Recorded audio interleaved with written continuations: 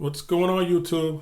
So here it is, the iPhone 11 Max Pro in midnight green, 256 gigs. Now I went with the midnight green because I've pretty much tried all the other colors.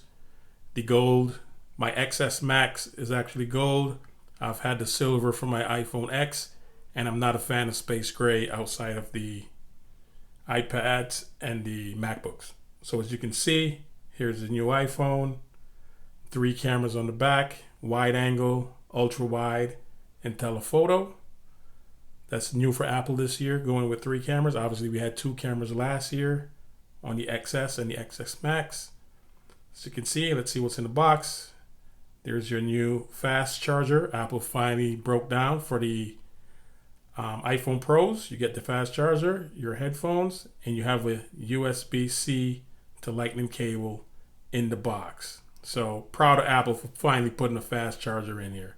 But there it is, folks. The new midnight green. That color is so beautiful. Let's do the duty and take the plastic off the front. Oh, how sweet it is. How sweet it is.